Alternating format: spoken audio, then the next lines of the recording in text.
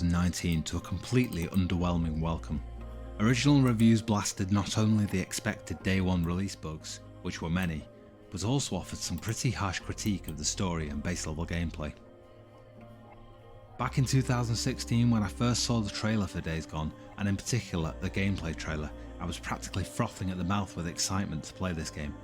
The zombies were fast and aggressive, the swarms of enemies, the frantic need to escape, the brutal, visceral combat, setting traps and luring zombies into funnels to gradually whittle them down. I wanted to play Days Gone so much. But when it released, well, it didn't bomb as such. It didn't completely go down in flames, but the reception was anything but good. IGN stated that the gameplay was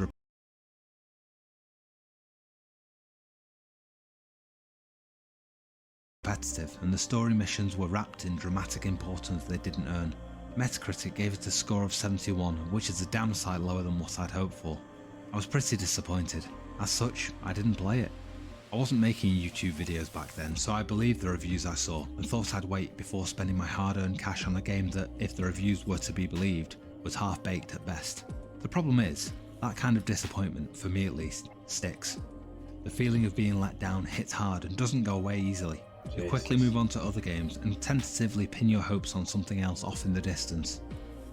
Now if you're watching this video, then maybe you're like me and you waited, but then completely forgot the game existed. Or maybe you picked it up and encountered some of the many bugs littered throughout the game and put it down shortly afterwards.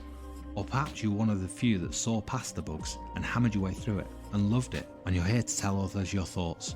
Feel free to leave your thoughts in the comments, by the way. I'll be giving you my 2 cents, so it's only fair you have your say too. I'm returning to Days Gone nearly 3 years after its original release. It's been patched and had plenty of new content added during that time.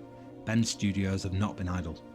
It's also since released on PC in May 2021 and actually hit number 1 in terms of sales on Steam in its first week. Bend Studios stated that the game sold more copies than any other game they've ever made, but despite that, if word on the grapevine is to be believed, Sony, who have been unwilling to release their sales figures on the game, have shot down the idea of making a sequel to Days Gone. At the time of making this video, Days Gone 2 will not be coming according to the current stance, which says to me that the game had some pretty high sales targets, and those targets can't have been met, otherwise a sequel would have been a no-brainer from a financial point of view anyway. So in this review I'm looking specifically for what's been improved and asking myself the question, did Days Gone fail, or was it overlooked and unappreciated? Are we gamers a bunch of entitled assholes who always expect too much? Or did it miss the boat when it was released with so many bugs and as such got itself branded as a failure before its time? Should the release date have been delayed?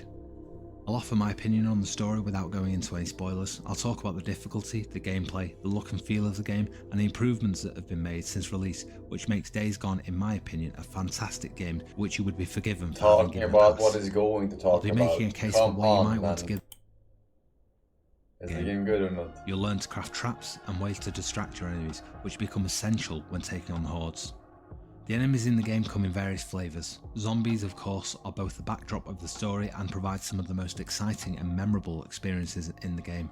The zombies are aggressive and fast moving, more like your DayZ type zombie rather than your Walking Dead type of zombie. Now the game, for me at least, didn't come with any jump scares. I didn't have any moments while playing that made me jump out of my skin, and I'm not boasting here or pretending I'm all brave and manly. I played through Bloodborne for the first time recently on a Let's Play on my other channel and jumped out of my skin every 5 seconds or so. But while Days Gone didn't make me jump as such, it did a fantastic job of keeping my level of tension at certain points right at its peak.